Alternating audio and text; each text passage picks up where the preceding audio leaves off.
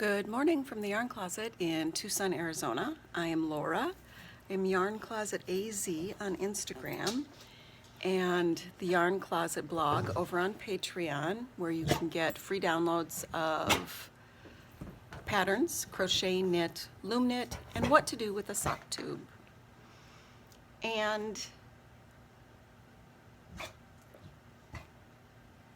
I'm talking to a screen, so Magnus, the smarter than we thought dog, is trying to co-host to get a yummy.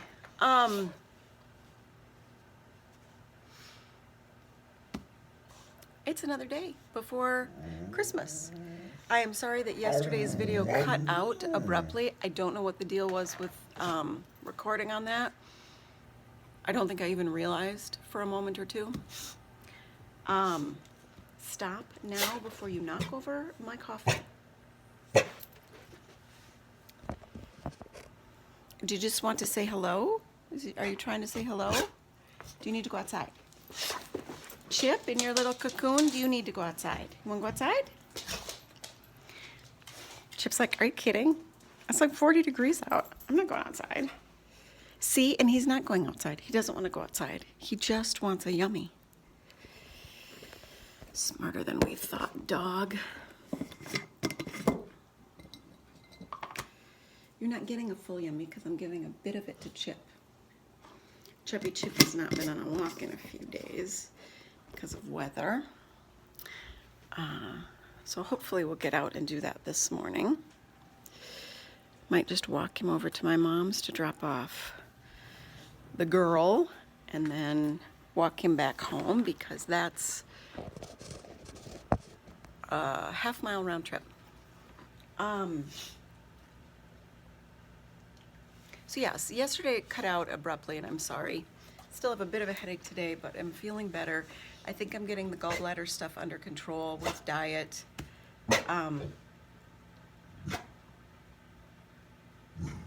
Poor Connor had a migraine last night.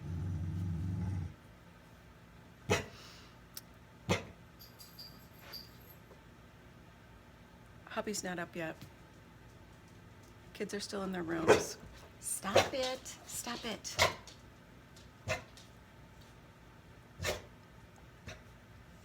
He's never taken all that well to training.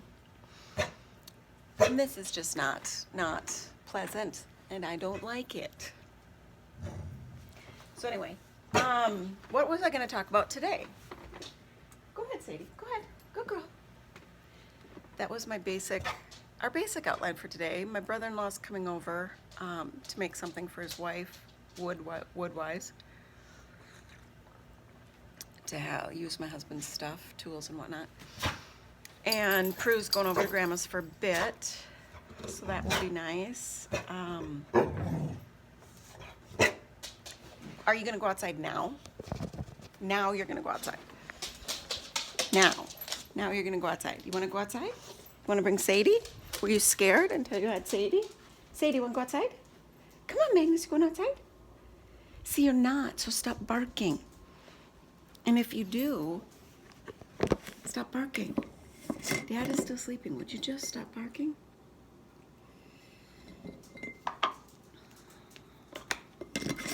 I'm afraid that if I give you another one, you're just going to keep barking, and if I put you outside, you're going to bark and wake up Dad.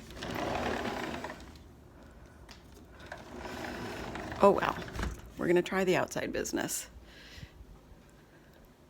So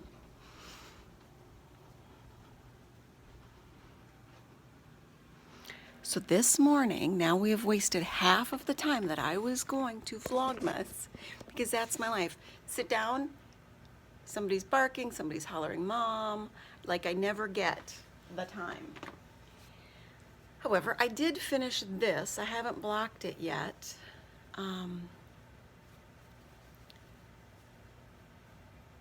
I don't like having to do that super stretchy bind off because it makes it floppy.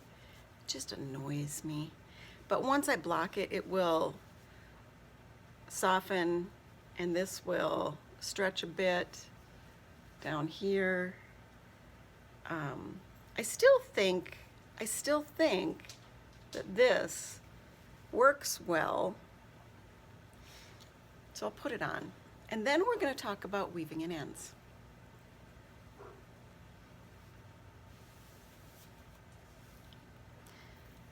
Okay, so this stuff was Sport to DK weight, 4mm needle, 72 stitches.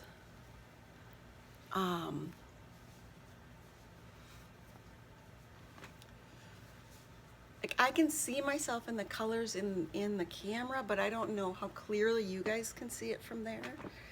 So I'm gonna try a little, and because it's worked flat and then joined, once you get to the right stitch count, this is a little wonky here, but I don't know that you can notice that unless you're right up in my business.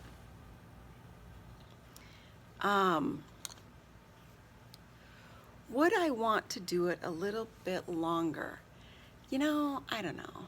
I'm gonna do one without the tail that is made from a little bit heavier yarn on a 5mm that's just like roughly this size, because I do think that this tail business affects it. And you know, once I block it, it's not gonna be so tight.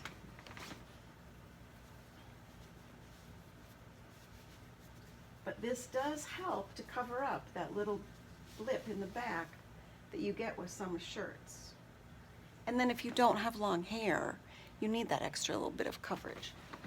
My mom has short hair and she certainly likes it, although her hair seems to be pretty much back to kitty. And then if you don't want that, you know, you can always turn it around.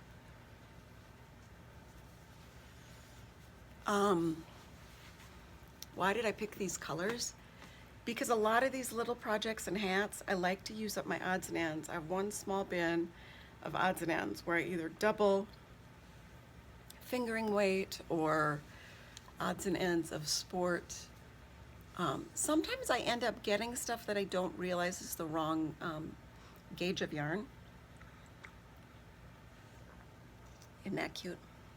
I use it all year long. And so I like to just, these colors worked. I mean, I had the tiniest little bit of this white, which was an artistic lily cactus color. And she is from the UK. See, he's doing it again. He's barking. He's gonna wake up Dad. This is Smushy from the Tucson dyer that everybody knows, Dream in Color. Get in the house and shut your mouth. And then this is a Cloudborn DK in a gold. And I just liked the way the three of them kind of went together, and I knew I could kind of transition. And like I said, I actually like standing out with color a little bit more. I mean, half my body's tattooed. And growing up, it was all about being preppy and stuff. You know, and the other thing is, okay, not that I'd want that there, but I could put that underneath and you can wear it around your ears, or I could fold it under and wear it around your ears. Isn't that nice? Oh my God, that shows off the patterning so nicely. People, a totally different design. Okay, I gotta mark that with a stitch marker. Okay. And then I'll show you this little cup.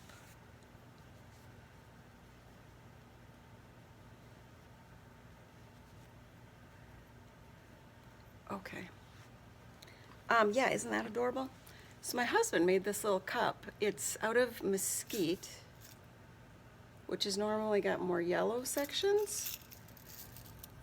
And normally this would be more sanded down, but it was a prototype. But he burned it to give it the darker colors, more like, what is a darker wood? Like mahogany? Is mahogany red? I want to say mahogany. And I want to say it with confidence so you believe me, but I don't really know. And I use it for stitch markers. And he has decided he's going to make a bunch more that I can hand out with the quarterly gifts. Okay, but what I wanted to talk about today, and we will do it quickly over the next few minutes, is weaving in ends. You know, coming from loom knitting and crochet, weaving in ends was like you didn't see them. You didn't see any kind of tails from the ends. And it seemed, crochet seems in a lot of instances like it's reversible, although it isn't. It's slightly different. Like if you give somebody a granny square blanket, they don't know what the front or the back is, although they're slightly different. And there's a lot of stuff out there about weaving in ends, knitting together stuff so you don't have to weave it in. It's been very difficult for me. And what I have found is that I'm coming to create my own style of weaving in ends.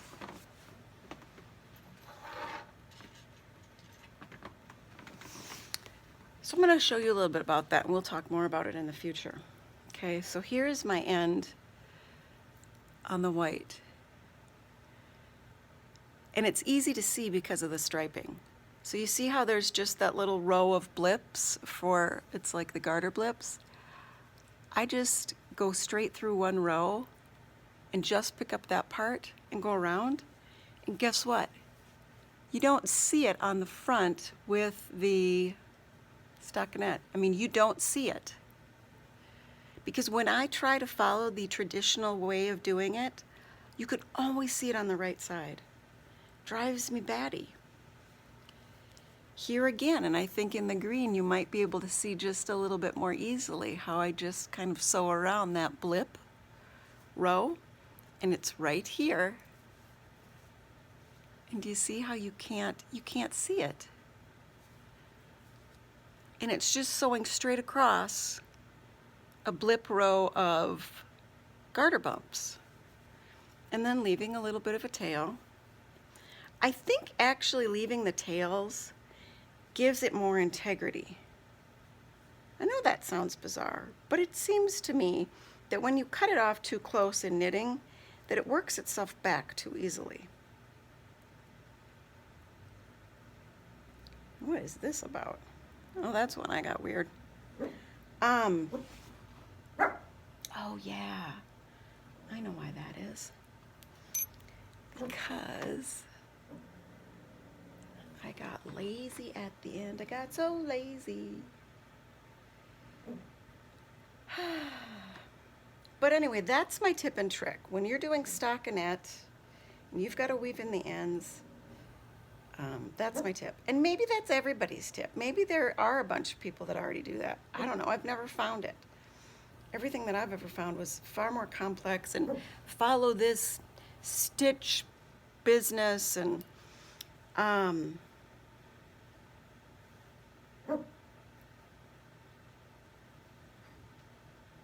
then like right here, this is not a good example, but right here, when it's garter on the front and stockinette in the back, I just go through each little blip, each little stitch, and I sew through this stockinette ridge, and you don't see it on the front either, because that's only part of the stitch. Anyway, that's my trick, and we're going to talk more about it in the future. So look with your heart first. Never give in to your animal, because they actually train us far more than we train them. Look with your heart first.